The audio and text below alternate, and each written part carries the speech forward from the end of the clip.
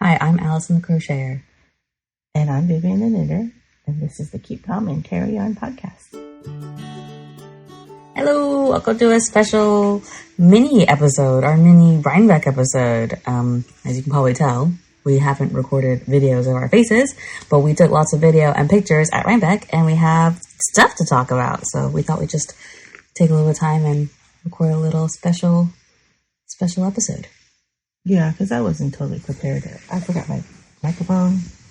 We're sitting on a bed. We're traveling, you know. Airbnb. I'm actually flying back to Edinburgh this evening. So yeah, so today is Monday, the day after the festival. Yeah, I haven't made any Instagram posts, have you? Don't think so. Just some stories on the Murit account. But yeah, so we went to both days of the festival. Got there a little bit early to get ourselves set up in the book barn, which was the Merit bookstore. Yeah. So they bring all their craft titles, and then it's like a nice big section. Lots of craft-related books, some picture books for kids as well. And then along the outside edge, it's sort of like a U shape that's sort of a one-way system. Different authors sit behind the tables to sign their books. So that's what I was sort of there as. I was there as an author. I did sign a few magazines, but mostly I was just there to champion Murit because, there's still lots of people who haven't heard about it, even crocheters, and it's the same old story, festival to festival. You get your knitters who come by and start flicking through and don't realize it's not knitting, and they can get pretty far in before you look up to them and you either ask them, oh, do you crochet? Or you tell them, oh, so this is a crochet magazine. And then they either drop it like a hot potato or make a funny face. Yeah. And then the nicer ones say, oh, no, I don't crochet. But, they all have to acknowledge how beautiful it is, because it is. And then plenty of crocheters who just give it a cursory glance and start storming past. And they're crocheters because they're wearing beautiful crocheted, like cardigans, sweaters, shawls.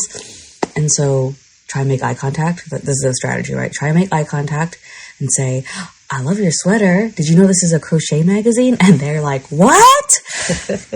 And then, of course, also people who already know about Murit or have seen it, people who already had all the issues. And so it was really nice to connect with people who had already heard of it. So this was actually a working trip for us. We saw some Murit makes in the wild. Yeah, I gave away some pins to people who were wearing their own Murit makes. So we saw fiber.lee. Oh, sorry, no. I'm getting my names confused, am I? Yeah, no, I'm getting my names confused, sorry. Lara was wearing Sivu from the first issue, and she even brought her copy of issue 1 for me to sign. That was the only issue 1 I saw all day because, of course, I didn't bring any because the print copies are totally sold out. I just noticed that in the picture. Yeah, that's a Murit, right? Yeah, Murit issue 1. Yeah. And then Anna, who is Annie Quinter on Instagram, was wearing a nice sort of like sagey green low tide from issue 2, and then Spot Bear Bombing from Instagram was wearing her version of Lucrezia from issue 4 from Sweet Shop, and that one was a light blue on top with white and gray stripe to the bottom. And I actually have seen that one on Instagram before, and I think I've posted it on my feed as well. Oh, okay, yeah. So it was really nice to see those in person. And we had some listeners. Kleinwitz Kara came to visit, and what you started saying. Megan came. I don't think I asked her for her handle. And Fiber.ly, which is Leanne, she came.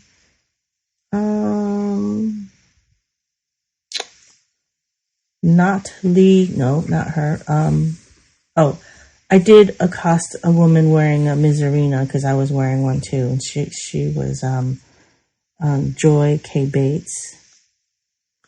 But not only were you both wearing your Mizrinas, you both used merino linen yarn, I think. Yeah, I don't know what the original pattern calls for. La Jolla girl Nancy, she is also a listener. So she came by with her friends, and we gave out KCACY buttons.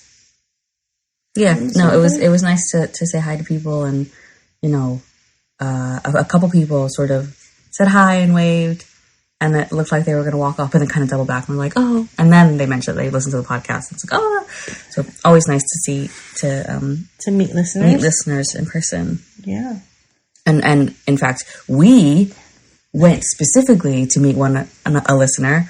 We went to visit Heather, who is Heather0851 on Instagram, because she was helping out her friend at the Hilltop Farms and Fiber Art stand in one of the barns. In one of the barns, yeah. And that was all number 35. Natural dyed yarn. Yeah. And she was also selling like dye kits and some of her dye stuffs that she like grows herself from seeds.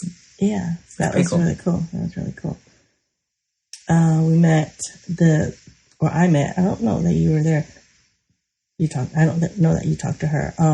The original founders of Espace Tricot, Melissa Clulo and Lisa DeFruscia, they sold their business, so they're not involved with that anymore. But Melissa has a yarn company now. I think. I chatted to Melissa for a little bit. So. That's her. Mm-hmm.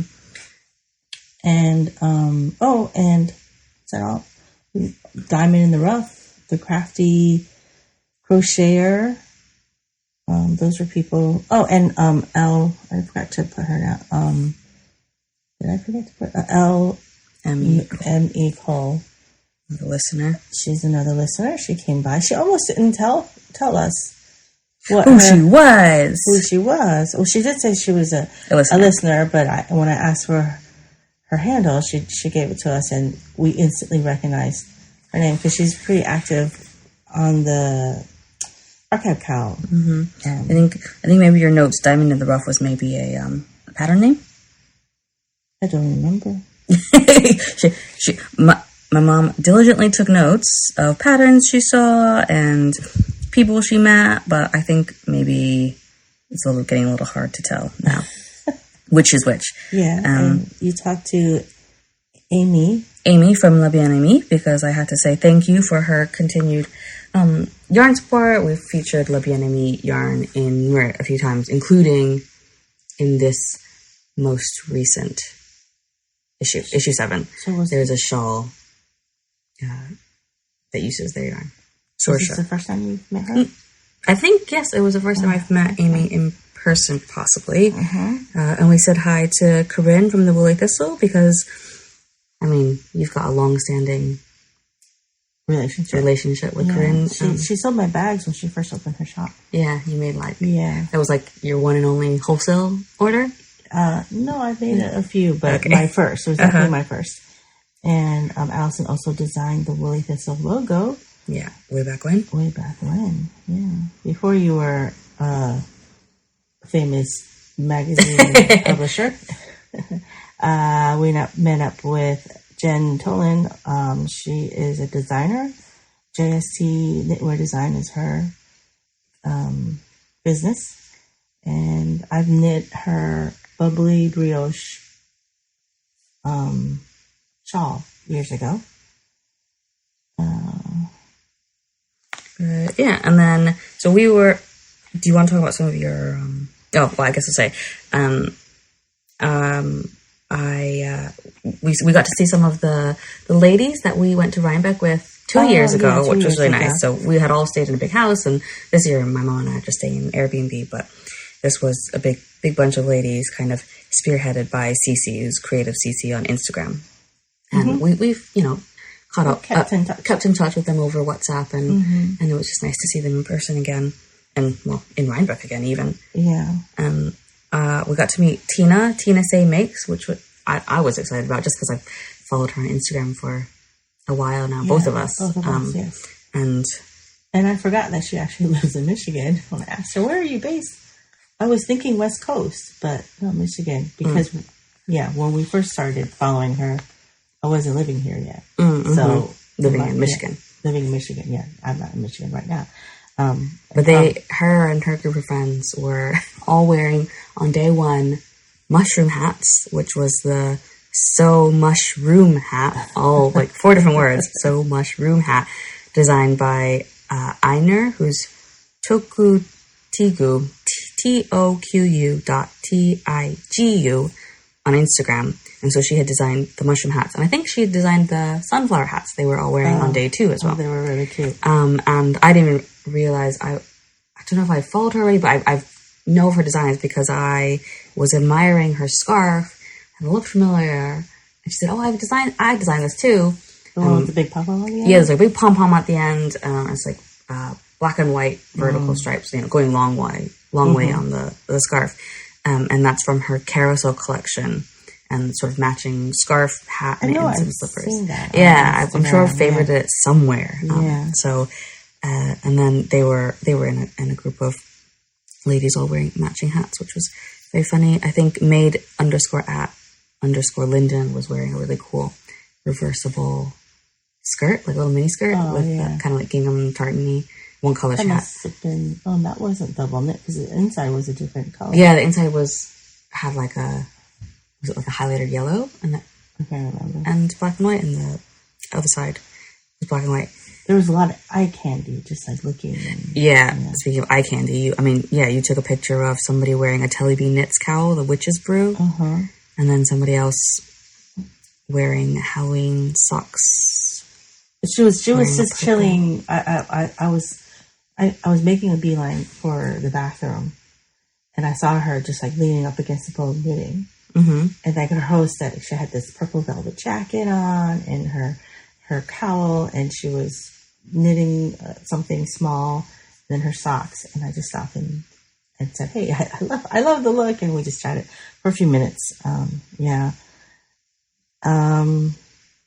also got to say hi to Vincent Williams, who's Vesuvio's_crafts, who was signing books of Brooklyn Tweed's book of knitted and crochet blankets, because one of his crochet blankets was in there, so that was nice. Saying hi. Mm-hmm. So there were other people signing. And also, this is just like a list of names now, like Julia, who designed Tints and Shades wrap in issue 6, Fit Balance. She's a Canadian designer, and so she's just published a book a little while, a few weeks ago, I think. I have a picture of her. Every Way, I've got a picture. Every Way with Granny Crochet. And it's like, lots of different granny squares and granny shapes and things. So she was signing her book. And she even brought her Tints and Shades sample so I could have it on the table for Saturday, which is really nice. Because that's another one where people, to me, I look at it, I'm like, well, it's obviously crochet. But lots of knitters are like, and this isn't knitted? I'm like, no, it's crochet. I think we're done. Are we done listing names? Okay, yeah, we're done listing names. So I didn't buy anything. Yeah, I was surprised. I didn't have enough. I came with a carry-on suitcase and a backpack, and that was it. Don't really have much space. Yeah, your suitcase was full. Yeah, it was filled with your samples. Yeah, half full of my samples. But I did come away with a book shopping list because you bought books. Mm-hmm. I didn't buy any yarn. Yeah, exactly. You bought? I bought a shawl pin from Bialo Payton Designs. And it's like I'll show it in the video. But it's a safety pin type pin, yeah. And it's squiggly. Yeah, it's like squiggly. It's all one piece. Yeah. Like abstract. Mm-hmm. And I bought the MDK Field Guide number 15 open, and that is Jeanette Sloan's designs. And we're friends with Jeanette, so I had to get it. Yeah. I actually already have this. Not that I've made anything from it, but it's 1, 2, 3, 4, 5 designs, and it's called open because it's like lace. Lace techniques. And I bought my Doodle Knit Directory by Jamie Lomax. I actually ordered this from Amazon, and it never arrived. It didn't arrive in time. There was an issue with the order. Yeah, there was an issue. Figured out what it was. I don't know. Amazon was having trouble. It was supposed to come out on the 8th, and it never came. And then said it was going to come out on the 15th, and it wasn't there. So I ended up canceling it because I got a signed copy at Rhinebeck. I didn't even know that she was going to be here. So that was a bonus for me. For people who maybe aren't, I didn't realize. So does she own a shop, or is it I don't know. The Pacific Knit Co. Is that that's shop, her or yarn, that's her yarn company, I guess. Brand. Yeah. But because I've seen her, the Pacific Knit Co. The packs of cards. Oh yeah. That have the doodles. The doodles. They're color work. Color work charts. Yeah. So you can do like color work bands. So I had to ask you. I was like, "Oh, is that the person who does the cards?" Because I've seen the cards, but I don't really know much about it. I've just seen the cards in shops. And I bought the Cultivate book from Lane, and the designer's name is Dee Hardwick. Yeah. So I feel like it's a beautiful book. It is a beautiful book. So I think they launched it Rhinebeck weekend. They launched it on Saturday. So it's called Cultivate, and the designs are by Dee Hardwick and Yona Helen. So Dee Hardwick is a British artist and designer. She does like really beautiful botanical illustrations in like watercolor. And then Yona is one of the publishers at Lane. And so they've come together to make this. So it's a collection of scarves and knitted like jumpers and dresses. The jumpers and the dresses are quite plain, like they're all solid. Like your lento. Like my lento. So Yona designed lento, which I didn't realize. I didn't like put two and two together. It was funny because when you introduced me to her and I was looking at her name badge, I was saying, her name, I know her name. I've typed her name. And it's like, she's one of your, the patterns that you made. And Alyson's like, oh, the lento. No, I didn't even remember. I was like, I don't know. And then Yona said, I think she said she doesn't design much, like just simple things like lento. I'm like, oh yeah, lento. That is exactly the one. So there's a lot of mohair in here. And then the scarves are designed by Dee, and they're all sort of, I think they're all square scarves of various sizes, and with her color sensibility and her botanical sort of illustrations. Yeah, we got to, all the samples were there, so I got to touch and smush all of them. I really like the look of Achillea. It's, I can't imagine picking different colors to what she's picked, because I love her colors as well. It has a sort of yellowy, greeny border and bushy flowers. I don't know what kind of flowers they are. I don't know. And then they're set on a background of sort of geometric light and dark blue pattern. And then I also really liked clematis, I think. That was the mohair. Really airy, with illustrations of clematis. So maybe those other flowers are Achillea. But it's like the background is two-toned, and then the clematis are done in like really big and duplicate stitched, yeah. I think so, yeah. Duplicate stitched. So it's a combination, the whole book, of, some stuff is worked in tarja and some of it's duplicate stitched, depending on what works best. Even if I never knit anything in the book, it's a beautiful book. It's a great coffee table book too. Yeah, it's really pretty. Yeah. So this is on my shopping list. I was saying, books are a little bit cheaper in the UK, and then I don't have to lug it, drag it through the airport. You have limited space. Yeah.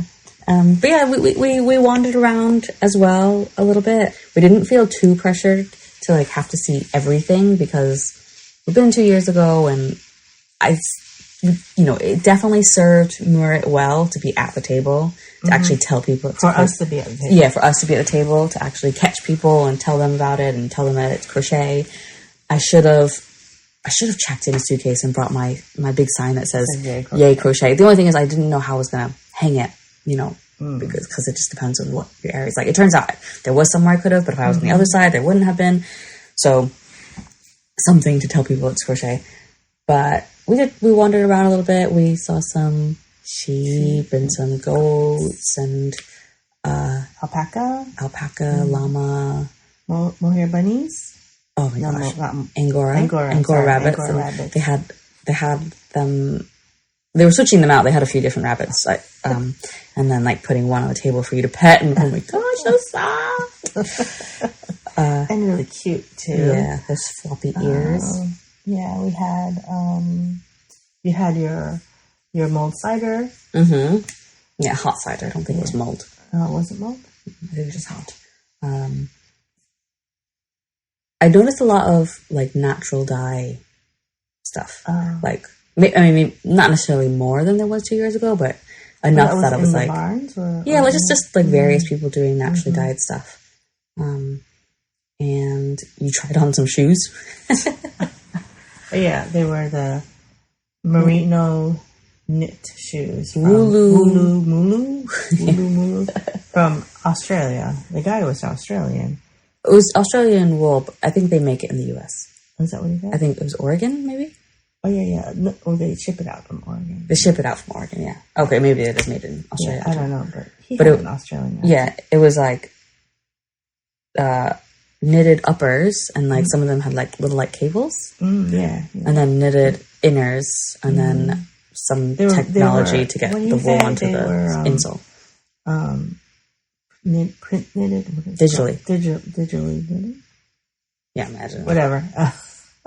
But yeah, they didn't fit me. I mean, I was prepared to lay down $125 for them, but they were not wide enough. Not wide enough and too long. Like if I had went a size down, it would have been. Well, if you went a size down, they would have been the right length and still not wide enough, but just even more not wide enough. It is early morning. We haven't even had our coffee yet. We have to make the drive down to New Jersey before your flight. So I think we've both agreed that, one day we'd like to do Rhinebeck again as just visitors. Mm-hmm. Me, you, Emily, Madeline, the baby, probably.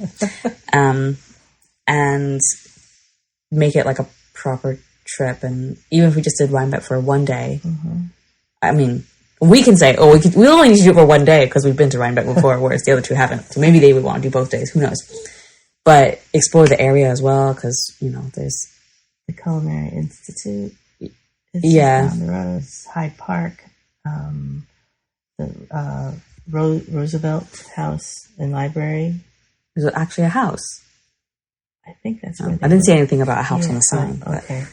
The Vanderbilt Estate. And yeah, I mean, when we used to live up here, it's still like over an hour away to drive all the way down here. It's so far when we have 4 kids. So maybe one day we'll do a trip like that. But in the meantime, we had a good time. Yes, we had a lovely time. Don't really have a spiel today, but stay tuned for your next regularly scheduled episode, which should be you and Emily. Yes. I still have to schedule it. So in the meantime, thank you for listening. And remember to keep calm and carry on. Bye. Bye.